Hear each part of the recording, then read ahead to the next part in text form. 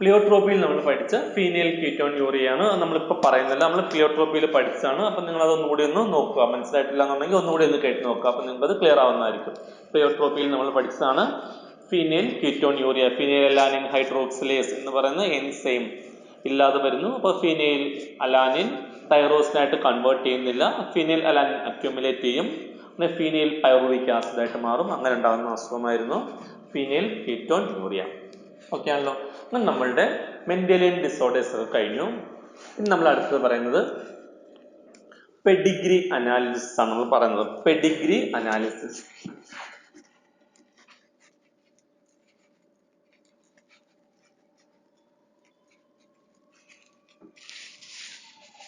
Pedigree analysis എന്തെന്നാൽ ഒരു ഫാമിലിയുടെ ഹിസ്റ്ററി എടുത്ത് നോക്കുക. ഏതെങ്കിലും അസുഖങ്ങളുണ്ട്, ഒരു പർട്ടിക്കുലർ അസുഖം എങ്ങനെ ഇൻഹെറിറ്റ് ചെയ്ത് പോയിരിക്കുന്നു എന്ന് നോക്കുക. സപ്പോസ് ഒരു ഫാമിലിയിൽ ആർക്കെങ്കിലും സിക്കിൾ സെൽ അനീമിയ വന്നിട്ടുണ്ട് എന്നിരിക്കട്ടെ, ഒരു കുഞ്ഞിന് ആർക്കെങ്കിലും ഉണ്ട്. അപ്പം നമ്മൾ നോക്കുന്നു അവർ ആർക്കൊക്കെ വന്നിട്ടുണ്ട്, ഇനി അടുത്ത കുഞ്ഞിന് ഇതുപോലെ വരാൻ ചാൻസ് ഉണ്ടോ, ഇനി ഉണ്ടാകുന്ന കുഞ്ഞുങ്ങൾക്ക് ഇതുപോലെ വരാൻ ചാൻസ് ഉണ്ടോ എന്നുള്ള കാര്യം നമ്മൾ പ്രെഡിക്റ്റ് ചെയ്ത് നോക്കുന്നു. അപ്പോൾ അതിന് മുമ്പായിട്ട് നമ്മൾ എന്ത് ചെയ്യണം, ഒരു ഫാമിലിയിൽ എങ്ങനെയാണ് ഇതിന്റെ ഇൻഹെറിറ്റൻസ് പോയേക്കുന്നത് നമ്മൾ പഠിക്കണം. അത് നമ്മൾ ട്രേസ് ചെയ്തെടുക്കും. ആ ട്രേസ് ചെയ്തെടുക്കുന്നതിനെ പറയുന്ന പേരാണ് പെഡിഗ്രി അനാലിസിസ്. ഒരു ഫാമിലിയുടെ ഹിസ്റ്ററി ട്രേസ് ചെയ്യുന്നു. എന്തിനു വേണ്ടി എന്നാൽ ഒരു ഡിസീസ് എങ്ങനെയാണ് ഇൻഹെറിറ്റ് ചെയ്ത് പോയിരിക്കുന്നത് അതറിയാൻ വേണ്ടിയിട്ട് നമ്മളൊരു ഫാമിലിയുടെ ഹിസ്റ്ററി ട്രേസ് ചെയ്യുന്നു. അതിനെ പറഞ്ഞ പേരാണ് പെഡിഗ്രി അനാലിസിസ് എന്ന് പറയുമ്പോൾ. ഓക്കെ ആണല്ലോ. എന്താണ് ട്രേസിങ്? എന്തിനെ ട്രേസ് ചെയ്യുന്നു? Tracing inheritance of a particular disease or a particular gene എവിടെ in the history of a family. That is called as pedigree analysis. Tracing inheritance of a particular disease or a particular gene in the history of a family. അതിനെ നമ്മൾ പറയുന്ന പേരാണ് Pedigree analysis. Pedigree analysis നമ്മൾ ചെയ്തുകൊണ്ടുള്ള ഗുണം എന്തെന്നാൽ ഇനി ഉണ്ടാകാൻ പോകുന്ന കുഞ്ഞുങ്ങൾക്ക് അസുഖം ഉണ്ടാകാൻ ചാൻസ് ഉണ്ടോ, ഉണ്ടെങ്കിൽ നമുക്ക് എന്ത് പ്രിക്കോഷൻസ് എടുക്കാം എന്നൊക്കെ നമുക്ക് തീരുമാനിക്കാം. അതിനുവേണ്ടിയാണ് നമ്മൾ പെഡിഗ്രി അനാലിസിസ് ചെയ്യുന്നത്. ഓക്കെ ആണല്ലോ. ഈ പെഡിഗ്രി അനാലിസിസിൽ നമ്മൾ മെയിൽസിനെ റെപ്രസെന്റ് ചെയ്യുന്നത് ഒരു ബോക്സ് ഇട്ടാണ് നമ്മൾ മെയിൽസിനെ റെപ്രസെന്റ് ചെയ്യുന്നത്.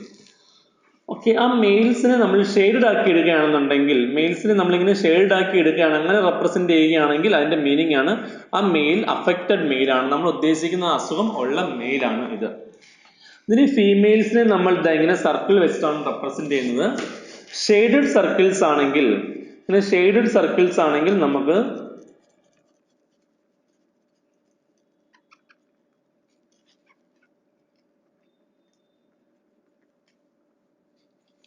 ഷെയ്ഡഡ് സർക്കിൾസ് ആണെങ്കിൽ നമ്മൾ പറയും അത് അഫക്റ്റഡ് ഫീമെയിൽ ആണ് എന്നായിരിക്കും നമ്മൾ പറയുന്നത്.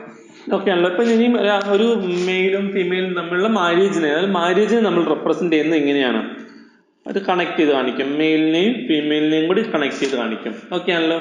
ഇനി ഇവർക്ക് കുട്ടികളുണ്ടായി എന്ന് നമ്മൾ കാണിക്കുന്നവർക്ക് ഇപ്പോൾ 3 കുട്ടികളുണ്ടായി എന്നിരിക്കട്ടെ. 3 കുട്ടികളിൽ ഫസ്റ്റ് ഒരു കുട്ടി ആൺകുട്ടിയാണ്, ഫസ്റ്റ് കുട്ടി ഗേൾ ആണ്, സെക്കൻഡ് കുട്ടി ബോയ് ആണ്, തേർഡ് ആളും ബോയ് ആണെന്നിരിക്കട്ടെ. അതിൽ സെക്കൻഡ് ആൾക്ക് എന്തെങ്കിലും അസുഖമുണ്ട് എന്നുണ്ടെങ്കിൽ ഇത് നമ്മൾ ഇങ്ങനെയായിരിക്കും ഇത് കാണിക്കുക.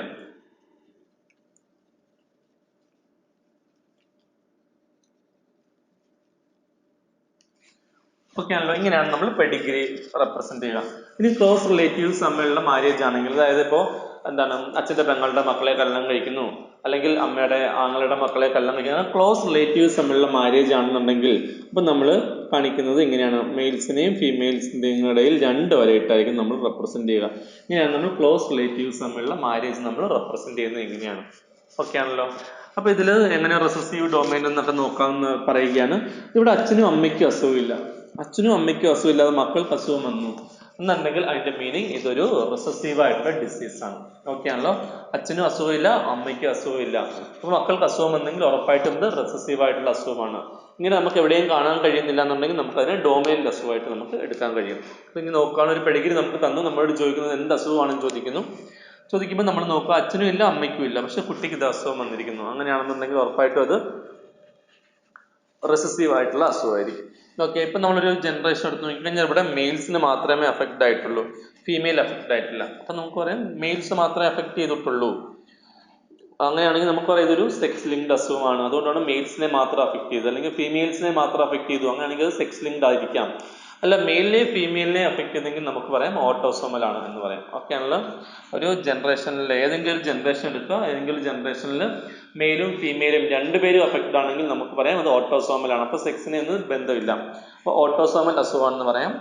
അല്ല മെയിൽസിനെയും ഏതെങ്കിലും ഒരു ജനറേഷനിൽ മെയിലും ഫീമെയിലും രണ്ടുപേരും അഫക്റ്റ് ചെയ്യുന്നെങ്കിൽ നമുക്ക് പറയാം ഓട്ടോസോമൽ ആണെന്ന് പറയാം. അങ്ങനെ വരുന്നില്ല എന്നുണ്ടെങ്കിൽ ഒരു ജനറേഷനിലും അങ്ങനെ വരുന്നില്ലെങ്കിൽ നമുക്ക് പറയാം അതൊരു സെക്സ് ലിങ്ക്ഡ് അസുഖമാണെന്ന്. അതുപോലെ നിങ്ങൾക്ക് പ്രോബ്ലം ചെയ്യാൻ വളരെ ഇമ്പോർട്ടൻ്റ് ആയിരിക്കും. എൻട്രൻസിന് പ്രോബ്ലം ചെയ്യാൻ വേണ്ടിയിട്ട് ഇപ്പോൾ ഡിഗ്രി ചെന്നിട്ട് എന്താണെന്ന് കണ്ടുപിടിക്കാൻ ചോദിക്കും. അപ്പോൾ നിങ്ങൾക്ക് നോക്കുക ഏതെങ്കിലും ജനറേഷനിൽ both males and females affect ആവുന്നുണ്ടോ എന്ന് നോക്കുക. അങ്ങനെ both males and females affect ആവുന്നുണ്ടെങ്കിൽ നമുക്ക് ഈ കേസ് വെച്ചാണ് പറയുന്നത് കേട്ടോ. ഈ ഒരു എൻട്രൻസിനുള്ള കേസ് വെച്ചിട്ടാണ് ഞാൻ പറഞ്ഞത്. നിങ്ങൾക്ക് ചോദിക്കുന്ന അതിൻ്റെ ഉള്ളിൽ വെച്ചിട്ട് എങ്ങനെ കണ്ടുപിടിക്കാം എന്നാണ് ഞാൻ പറഞ്ഞത്. അല്ലാതെ ഇതിൻ്റെ അപ്പുറത്തേക്കും വരാം, ഈ ലെവലിനുള്ളിലേക്കും ഇതിൻ്റെ വെളിയിലേക്കും വരാം. പക്ഷെ ഞാൻ നിങ്ങൾക്ക് ഈ ഒരു ക്ലൂ പറഞ്ഞു തരുന്നത് എൻട്രൻസ് എക്സാമിന് വരുന്ന ക്വസ്റ്റ്യൻസ് ആൻസർ ചെയ്യാൻ വേണ്ടി മാത്രമാണ്. ഒരു ജനറേഷനിൽ both males and females affect ആണെന്നുണ്ടെങ്കിൽ അതൊരു ഓട്ടോസോമൽ ഡിസീസ് ആയിരിക്കും. അല്ല ഏതർ മെയിൽസ് ഓർ ഫീമെയിൽസ് മാത്രമേ അഫക്റ്റ് ചെയ്യുന്നുള്ളൂ, എല്ലാ ജനറേഷനിലും അങ്ങനെയാണ് പോകുന്നതെങ്കിൽ നമുക്ക് പറയാം അതൊരു സെക്സ് ലിങ്ക്ഡ് ഡിസീസ് ആണെന്ന് പറയാം. കാര്യം എന്തെന്നാൽ നമുക്ക് ഡോമിനൻ്റ് ആയിട്ടുള്ള അസുഖങ്ങൾ നമുക്ക് ചോദിക്കാൻ ചോദിക്കില്ല പൊതുവെ. നമുക്കത് വന്നു കഴിഞ്ഞാൽ NCERTക്ക് ഔട്ടായിരിക്കും. NCERTയിൽ പൊതുവെ അങ്ങനെ വരുന്നില്ല. അതുകൊണ്ട് നമുക്ക് പറയാം അതൊരു ഓട്ടോസോമൽ ഡിസീസ് ആണ്. ഇനി ഡോമിനൻ്റ് ആണോ റെസസീവ് ആണോ എന്ന് കണ്ടുപിടിക്കാൻ വേണ്ടി വരുന്നതാണ്. പൊതുവെ നമുക്ക് അങ്ങനെ ഡോമിനൻ്റ് അങ്ങനെ അധികം ചോദിക്കാറില്ല. നമുക്ക് ടെക്സ്റ്റിൽ ഒരെണ്ണം മാത്രമാണ് എക്സാമ്പിൾ വന്നിരിക്കുന്നത്, അത് മാത്രമാണ് നമുക്ക് ചോദിക്കാൻ ചാൻസ് ഉള്ളത്. ഡോമിനൻ്റ് ആണെന്നുണ്ടെങ്കിൽ റെസസീവ് ആണെന്ന് നോക്കുന്നത് എങ്ങനെയാണ്? അച്ഛനും അമ്മയ്ക്കും അസുഖമില്ല, പക്ഷെ കുട്ടിക്ക് അസുഖം വന്നെങ്കിൽ ഉറപ്പായിട്ടും അവരിൽ അവിടെയോ ഒളിഞ്ഞു കിടപ്പുണ്ട്, ഇവരിൽ ഏതോ ഒരു ജീൻ അത് കിടപ്പുണ്ട്, അതാണ് ഇവർക്ക് അസുഖം ഉണ്ടാക്കിയത്. അപ്പോൾ ഇതൊരു റെസസീവ് ഡിസീസ് ആണ് നമുക്ക് പറയാം. ഇങ്ങനെ എവിടെയും നമുക്ക് കിട്ടുന്നില്ലെങ്കിൽ നമുക്ക് എടുക്കാം ഡോമിനൻ്റ് അസുഖമായിട്ട് നമുക്ക് എടുക്കാം. ഓക്കെ ആണല്ലോ. അപ്പോൾ നമുക്ക് ടെക്സ്റ്റിൽ പഠിക്കാൻ തന്നിരിക്കുന്നത് നിങ്ങൾ ഇപ്പോൾ ഡിഗ്രിയുടെ ചാർട്ട് വന്നിട്ടുണ്ട്, അതിൽ നമുക്ക് തന്നേക്കുന്ന ഒരു ഫിഗറാണ്. ആ ഒരെണ്ണം മാത്രമാണ് നമുക്ക് ഡോമിനൻ്റ് അസുഖമായിട്ട് പഠിക്കാനുള്ളത്, ബാക്കി എല്ലാം റിസസീവ് ഡിസോർഡർ ആണ്. ആ ഒരെണ്ണം എന്ന് പറയുന്നത് മയോട്ടോണിക് ഡിസ്ട്രോഫിയാണ്. ഓക്കെ ആണല്ലോ. മയോട്ടോണിക് ഡിസ്ട്രോഫി മാത്രമാണ് ഒരു ഓട്ടോസോമൽ ഡോമിനന്റ് ഡിസീസ് ആയിട്ട് നമുക്ക് പഠിക്കാനുള്ളത്, ബാക്കി എല്ലാ ഡിസീസും റിസസീവ് ആണ് നമുക്ക് പഠിക്കാനുള്ളത്. Myotonic dystrophy is an autosomal dominant disorder. ബാക്കിയൊക്കെ ഓട്ടോസോമലും സെക്സ് ലിങ്ക്ഡും ഒക്കെ നമ്മൾ പഠിച്ചു, ബാക്കി എല്ലാം റിസസീവ് ആണ് പഠിച്ചത്. ഓക്കെ ആണല്ലോ. നമ്മളുടെ ചാപ്റ്ററിന്റെ ലാസ്റ്റ് ടോപ്പിക്കാണ് principles of inheritance and variation എന്ന ചാപ്റ്ററിന്റെ ലാസ്റ്റ് ടോപ്പിക്കാണ് ക്രോമസോമൽ ഡിസോർഡർ. ക്രോമസോമൽ ഡിസോർഡർ എന്ന് പറയുമ്പോൾ ക്രോമസോമിന്റെ നമ്പറിനെയോ ക്രോമസോമിന്റെ ഷേപ്പിനെയോ ഒക്കെ അഫക്റ്റ് ചെയ്യുന്നതാണ്. പക്ഷെ നമ്മൾ മെയിൻലി അഫക്റ്റ് ചെയ്യുന്ന ക്രോമസോമിന്റെ നമ്പറിനെ അഫക്റ്റ് ചെയ്യുന്നതാണ് നമ്മൾ പറഞ്ഞു കഴിഞ്ഞു. നമ്മൾ ഓൾറെഡി പറഞ്ഞതാണ്. ക്രോമസോമിന്റെ നമ്പറിനെ അഫക്റ്റ് ചെയ്യുന്നതാണെങ്കിൽ നമ്മൾ പറയും പ്ലോയിഡി എന്ന് നമ്മൾ പറയും. പ്ലോയിഡി ലെവലിനെ അഫക്റ്റ് ചെയ്യുന്നതാണ്. അപ്പോൾ നമ്മൾ രണ്ട് തരത്തിൽ പറഞ്ഞിരുന്നു, പോളിപ്ലോയിഡി ആൻഡ് അന്യൂപ്ലോയിഡി. നമ്മൾ രണ്ട് തരത്തിൽ പറഞ്ഞു, പോളിപ്ലോയിഡി ആൻഡ് അന്യൂപ്ലോയിഡി എന്നൊക്കെ നമ്മൾ പറഞ്ഞിരുന്നു. അന്യൂപ്ലോയിഡി ആണ് നമുക്ക് പഠിക്കാനുള്ളത്. അന്യൂപ്ലോയിഡി എന്നാൽ due to gain or loss of chromosome, അങ്ങനെയാണ് നമ്മൾ പറഞ്ഞു. ഓക്കെ ആണല്ലോ. അപ്പൊ അത് മൂന്ന് തരത്തിൽ മെയിൻലി അന്യൂപ്ലോയിഡി മെയിൻലി മൂന്ന് തരത്തിൽ വരാം. അങ്ങനെ അത് പറയുകയാണ്. ഇപ്പൊ നമ്മളുടെ ക്രോമസോം നമ്പർ 46 ആണ്. ആ 46 നിന്ന് 1 പറഞ്ഞ് 45 ആയിട്ട് മാറുന്നു, അല്ലെങ്കിൽ 46 നിന്നും 2 എണ്ണം കുറഞ്ഞിട്ട് 44 ആയിട്ട് മാറുന്നു, അല്ലെങ്കിൽ ഒരെണ്ണം കൂടി 47 ആയിട്ട് മാറും. നമ്മൾ ഈ കണ്ടീഷനാണ് നോക്കുന്നത്. അപ്പൊ നമ്മളുടെ നോർമൽ കണ്ടീഷനാണ് 2n എന്ന് പറയുന്ന കണ്ടീഷൻ. ഓക്കെ ആണല്ലോ. അപ്പൊ നമുക്ക് 23 ക്രോമസോമുകളും 2 എണ്ണം വെച്ചിട്ടുണ്ട്, അതാണ് 23 പെയർ. 2 into n 23 ആണ്. നമുക്ക് 23 ക്രോമസോമുകൾ ഓരോ പെയർ വെച്ചിട്ടുണ്ട്. അപ്പോൾ ഫസ്റ്റ് ക്രോമസോം 2 എണ്ണം ഉണ്ട്, സെക്കൻഡ് ക്രോമസോം 2 എണ്ണം ഉണ്ട്, തേർഡ് 2 എണ്ണം ഉണ്ട്, 10th 2 എണ്ണം ഉണ്ട്, 11th ഉണ്ട്, 13th ഉണ്ട്, 14th ഉണ്ട്, 19th ഉണ്ട്, 21st ഉണ്ട്, 22nd ഉണ്ട്, പിന്നെ എക്സും വൈയും, അല്ലെങ്കിൽ XX. ഫീമെയിൽസ് ആണെങ്കിൽ XX, മെയിൽസ് ആണെങ്കിൽ എക്സും വൈയും. അങ്ങനെ ഓട്ടോസോംസ് എടുത്തു കഴിഞ്ഞാൽ നമുക്ക് 22 പെയേഴ്സ് ആണ്. ഓട്ടോസോംസ് മാത്രം 22 പെയേഴ്സും പിന്നെ 2 സെക്സ് ക്രോമസോമുമാണ് നമുക്കുള്ളത്. അപ്പോൾ മെയിൻലി നമുക്ക് 2n 46 ആണുള്ളത്. ഓരോ ക്രോമസോമും 2 എണ്ണം വെച്ച് നമുക്ക് അങ്ങനെ 23 പെയർ നമുക്കുണ്ട്. അപ്പോൾ ഈ 23 പെയറിലെ 2n അതിൽ ഒരെണ്ണം കുറഞ്ഞു പോയി കഴിഞ്ഞാൽ, അതായത് ഒരെണ്ണം കുറഞ്ഞു പോകുന്നു, അപ്പോൾ എത്രയാവും? 46 എന്നുള്ളത് മാറി 45 ആയിട്ട് മാറുന്നു. ഈ ഒരു കണ്ടീഷൻ വരാം. ഇനി അതല്ലെന്നുണ്ടെങ്കിൽ നമ്മൾ പറയുന്നതൊക്കെ പ്ലോയിഡിയുടെ കണ്ടീഷൻസ് ആണ്. നമ്മൾ പറയുന്നതെല്ലാം പ്ലോയിഡി ലെവലിനെ കുറിച്ചാണ് നമ്മൾ പറയുന്നത്.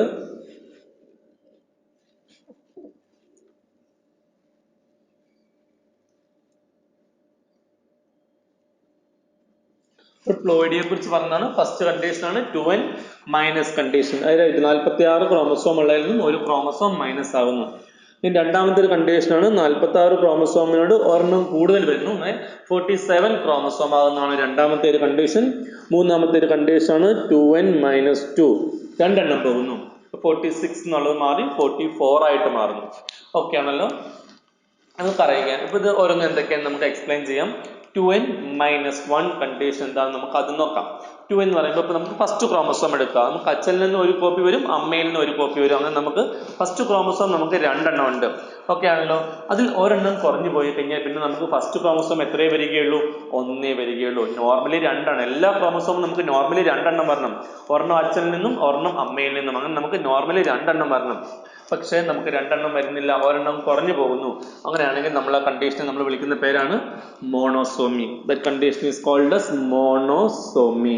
മോണോസോമിയിൽ ഇപ്പോൾ ഏത് ക്രോമസോം, ഇപ്പൊ നമ്മൾ കൺസിഡർ ചെയ്യുന്നത് 13th ക്രോമസോം ആണെന്നിരിക്കട്ടെ. 13th ക്രോമസോം നമുക്ക് അച്ഛനിൽ നിന്ന് ഒരു കോപ്പി വരും, അമ്മയിൽ നിന്ന് ഒരു കോപ്പി വരും. പക്ഷെ ഏതെങ്കിലും ഒരു കോപ്പി വന്നില്ലെങ്കിൽ നമുക്ക് 13th ക്രോമസോം ഒന്നേ ഉണ്ടാവുകയുള്ളൂ. അപ്പൊ നമ്മൾ വിളിക്കും monosomy of 13th chromosome. 13th chromosome നമുക്ക് ഒന്നേ ഉള്ളൂ, കാരണം നമ്മൾ ഒരെണ്ണം കുറഞ്ഞു പോയി. ഓക്കെ ആണല്ലോ, അപ്പൊ മോണോസോമി ഓഫ് 13th ക്രോമസോം. ഇനി അടുത്ത പറയുകയാണ് 7th ക്രോമസോം. അച്ഛനിൽ നിന്ന് ഒരെണ്ണം വരണം, അമ്മയിൽ നിന്ന് ഒരെണ്ണം വരണം. സപ്പോസ് അമ്മയിൽ നിന്ന് വന്ന ഒരെണ്ണം നമുക്ക് കിട്ടുന്നില്ല, അപ്പൊ നമുക്ക് ഒരെണ്ണേ കിട്ടുന്നുള്ളൂ. അപ്പൊ 7th ക്രോമസോം നമുക്ക് നോർമലി രണ്ടെണ്ണം വരണം, പക്ഷെ നമുക്ക് ഒരെണ്ണേ കിട്ടുന്നുള്ളൂ, ഒരെണ്ണേ ഉള്ളൂ, ഒന്നേ ഉള്ളൂ, മോണോ. അപ്പൊ നമ്മൾ വിളിക്കും monosomy of 7th chromosome. Okay ആണല്ലോ, അപ്പൊ ഒരെണ്ണം കുറഞ്ഞു പോകുന്ന കണ്ടീഷൻ, ഒരെണ്ണം കുറഞ്ഞു പോയി കഴിഞ്ഞാൽ പിന്നെ നമുക്ക് ഒന്നേ ഉണ്ടാവുള്ളൂ. ആ പർട്ടിക്കുലർ ക്രോമസോം നമ്പർ ആണ് കേട്ടോ. ഇപ്പൊ 13th ആണെങ്കിൽ 13, 17th ആണെങ്കിൽ 17, 3rd ആണെങ്കിൽ 3rd, 5th ആണെങ്കിൽ 5th. അതിന്റെയാണ് ആ 5th-ന്റെ മോണോസോമി, അല്ലെങ്കിൽ 17th-ന്റെ മോണോസോമി, അല്ലെങ്കിൽ 19th-ന്റെ മോണോസോമി, അല്ലെങ്കിൽ 10th ക്രോമസോമിന്റെ മോണോസോമി എന്നാണ് നമ്മൾ പറയുന്നത്. ഓക്കെ ആണല്ലോ. ഇനി അടുത്ത കണ്ടീഷൻ 2n+1 കണ്ടീഷൻ. ഇപ്പൊ സപ്പോസ് നമ്മൾ എടുക്കുകയാണ് 9th ക്രോമസോം. അച്ഛനിൽ നിന്ന് ഒരെണ്ണം വരും, അമ്മയിൽ നിന്ന് ഒരെണ്ണം വരും. അങ്ങനെ നോർമലി നമുക്ക് 2 ക്രോമസോമാണ് ഉള്ളത്. എന്നാൽ സപ്പോസ് അച്ഛനിൽ നിന്ന് 2 ക്രോമസോം വന്നു വന്നിരിക്കട്ടെ. അപ്പൊ അച്ഛനിൽ നിന്ന് 2, അമ്മയിൽ നിന്ന് ടോട്ടൽ 3 ക്രോമസോം ആകും. അങ്ങനെ 3 ക്രോമസോം, ഏത് 9th ക്രോമസോം.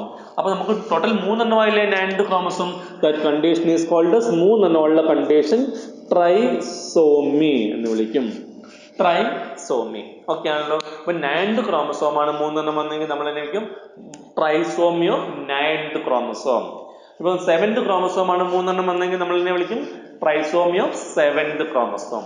ഇനി 21st ക്രോമസോം ആണ് 3 എണ്ണം വരുന്നെങ്കിൽ നമ്മൾ എന്നെ വിളിക്കും trisomy of 21st chromosome. Okay ആണല്ലോ, അങ്ങനെ ക്രോമസോം നമ്പർ 47 ആയിട്ട് മാറും. ഇതൊക്കെ നമ്മൾ പറയുന്നത് ഹ്യൂമൻ ജെനറ്റിക്സിന്റെ കേസാണ് നമ്മൾ ഇതൊക്കെ പറയുന്നത്.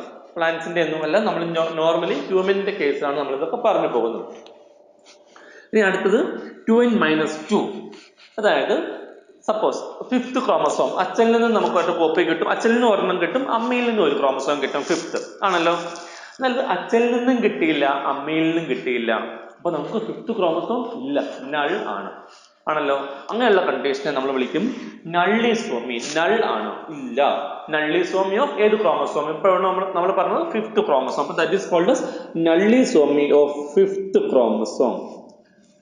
നള്ളിസോമി ഓഫ് 5th ക്രോമസോം എന്ന് നമ്മൾ പറയും. ഓക്കെ ആണല്ലോ, അപ്പൊ മോണോസോമി, ട്രൈസോമി, നള്ളിസോമി ഇങ്ങനെയാണ് പറയുന്നത്. 2n-1 condition is called as monosomy.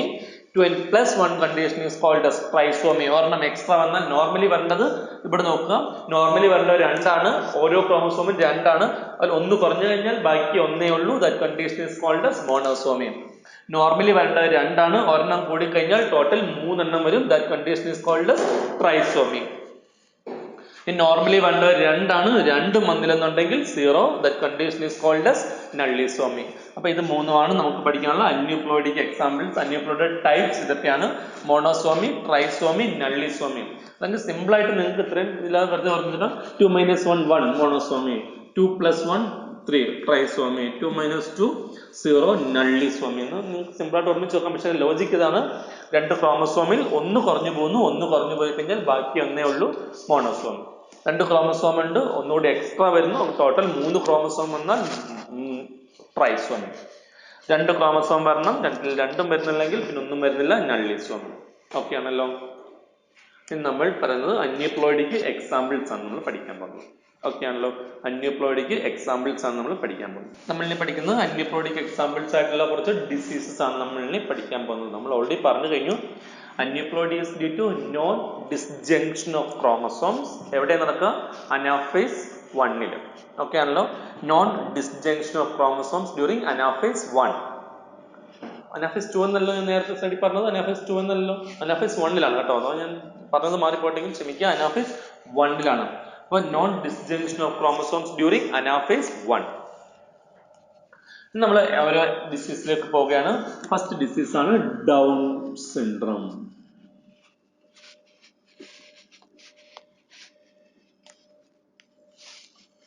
Down syndrome means കണ്ടുപിടിച്ച സയന്റിസ്റ്റിന്റെ പേരാണ് ലാങ്ഡൺ ഡൗൺ എന്നാണ് സയന്റിസ്റ്റിന്റെ പേര്.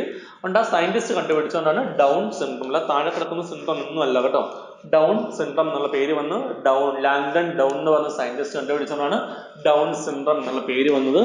ഇതിന് കാരണം 21st ക്രോമസോമിന്റെ ട്രൈസോമിയാണ്. 21st ക്രോമസോം അച്ഛനിൽ നിന്നും ഒരു കോപ്പി വരും, അമ്മയിൽ നിന്നും ഒരു കോപ്പി വരും. അങ്ങനെ രണ്ടെണ്ണമാണ് നമുക്ക് വരേണ്ടത്. പക്ഷെ അച്ഛനിൽ നിന്നോ അമ്മയിൽ നിന്നോ ആരിൽ നിന്നെങ്കിലും ഒരാളിൽ നിന്ന് 2 എണ്ണം വരുന്നു, അടുത്ത ആളിൽ നിന്നും ഒരെണ്ണം വരുന്നു. അങ്ങനെ ടോട്ടൽ 3 എണ്ണം വരുന്നു. അങ്ങനെ ട്രൈസോമി ഓഫ് 21st ക്രോമസോം കൊണ്ടുണ്ടാകുന്ന അസുഖമാണ് Down syndrome. Down syndrome is due to trisomy of 21st chromosome. Okay, Down syndrome is due to trisomy of 21st chromosome. അപ്പോൾ അവർക്ക് മെന്റലി റിട്ടയർഡ് ആയിട്ടുള്ളവരായിരിക്കും. അപ്പോൾ അവർക്ക് കുറേ സിംറ്റംസ് ഇങ്ങനെ വരും. അവർക്ക് കൺജനൈറ്റൽ ഹാർട്ട് ഡിസീസ് ഉണ്ടാവും. അവർക്ക് ഇങ്ങനെ എന്താണ് കുറേ പാമ്പൊക്കെ നമ്മുടെ കൂട്ടൊന്നും ആവില്ല. അങ്ങനെ കുറച്ച് ബ്രോഡായിട്ടുള്ള നല്ല ഫേസ് ഒക്കെ ആയിരിക്കും. അവരുടെ നല്ല ബ്രോഡ് ഫേസ് ഒക്കെ ആയിരിക്കും. അതുകൊണ്ട് നമ്മൾ അവരുടെ ഫേസ് കണ്ടു കഴിഞ്ഞാൽ മംഗോളിയക്കാരുടെ ഫേസ് പോലെയൊക്കെ ഇരിക്കും എന്നുള്ളതുകൊണ്ട് മംഗോളിയൻ ഫേസ് എന്നുകൂടി ഒരു പേരുണ്ട്. ഡൗൺ സിൻഡ്രോത്തിന് മറ്റൊരു പേരാണ് മംഗോളിയൻ ഫേസ് എന്നൊരു പേര് കൂടി ഡൗൺ സിൻഡ്രോത്തിന് പറയുന്നുണ്ട്. ഓക്കെ ആണല്ലോ? ഇതൊക്കെയാണ് ഡൗൺ സിൻഡ്രോത്തിനെ കുറിച്ച് പറഞ്ഞത്. Down syndrome is due to trisomy of 21st chromosome. Okay ആണല്ലോ? അങ്ങനെ ഉണ്ടാകുന്ന കുഞ്ഞ് മെന്റലി റിട്ടാർഡ് ആയിട്ടുള്ള കുഞ്ഞുങ്ങളായിരിക്കും ഉണ്ടാകുക. നമ്മുടെ കേസുകളിൽ ചുറ്റും കാണുന്ന ഏറ്റവും കൂടുതലായിട്ടുണ്ട് ഇങ്ങനെയുള്ള ജെനറ്റിക് ഡിസോർഡർ. ഇതാണ് കോമൺ ആയിട്ട് കാണുന്ന ജെനറ്റിക് ഡിസോർഡർ ആണ് ഡൗൺ സിൻഡ്രോം. ഓക്കെ ആണല്ലോ? അപ്പോൾ ഡൗൺ സിൻഡ്രോത്തിന് ഉണ്ടാകുന്ന കുഞ്ഞുങ്ങൾക്ക് കൺജനൈറ്റൽ ആയിട്ടുള്ള ജന്മനാ തന്നെ അവർക്ക് ഹാർട്ടിന് പ്രോബ്ലംസ് ഉണ്ടാകും. പിന്നെ അവർക്ക് ടങ് നല്ലതായിട്ട് നമ്മുടെ ടങ്ങൊക്കെ നമുക്ക് മുമ്പിലേക്ക് നീട്ടാൻ കഴിയുന്ന പോലെ അവരുടെ ടങ് പ്രൊട്രൂഡ് ചെയ്യാൻ കഴിയില്ല. പിന്നെ അവരുടെ കൈക്കൊക്കെ കുറച്ച് വ്യത്യാസമൊക്കെ ഉണ്ടാകും. ബ്രോഡായിട്ടുള്ള ഫേസ് ആയിരിക്കും. ഇതൊക്കെയാണ് അവരുടെ ഒരു സ്പെഷ്യാലിറ്റി. ഇനി സെക്കൻഡ് ഡിസീസ് പറയുന്നതാണ് ക്ലൈനിഫെൽറ്റർ സിൻഡ്രോം.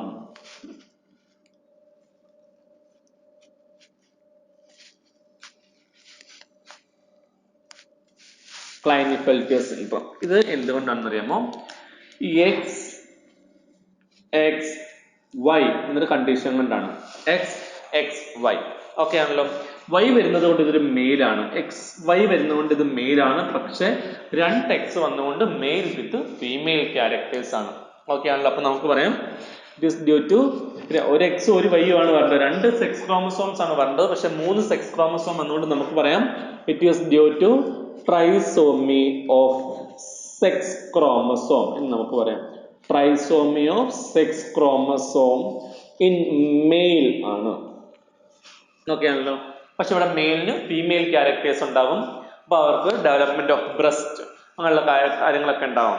ഇപ്പം നമ്മളതിനെ പറഞ്ഞതാണ് ഗൈനക്കോമാസ്റ്റിയ. ഡെവലപ്മെന്റ് ഓഫ് ബ്രസ്റ്റ്, അതായത് development of female secondary sexual characters in male. മെയിലിൽ ഫീമെയിൽ സെക്കൻഡറി സെക്ഷൽ ക്യാരക്ടേഴ്സ് ഉണ്ടാകാം.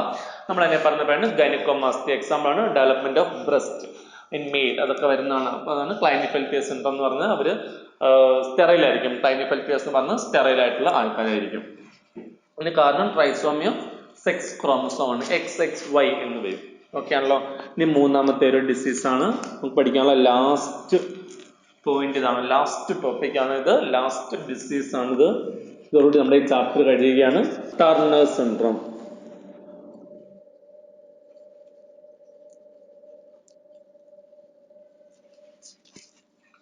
ഫസ്റ്റ് ആണ് ടർണേഴ്സ് സിൻഡ്രോം. ഓക്കെ ആണല്ലോ?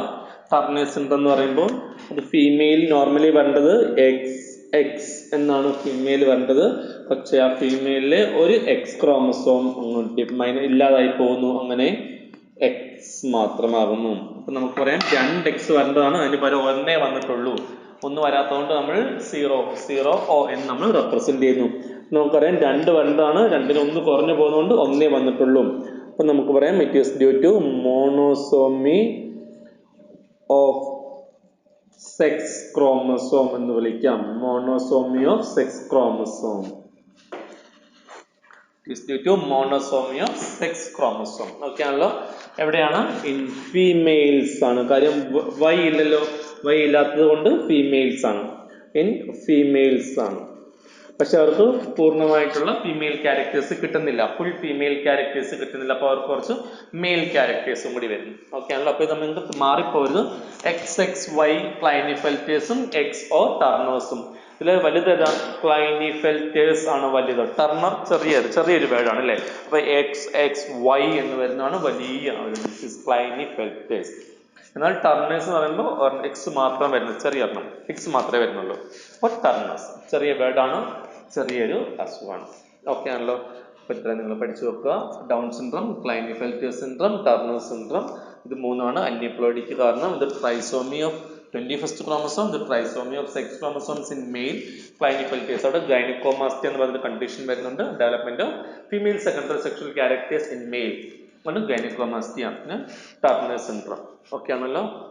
ഇതോടുകൂടി നമ്മളുടെ ഒരു chapter principles of inheritance and variation എന്നുള്ള ചാപ്റ്റർ കഴിഞ്ഞിരിക്കും.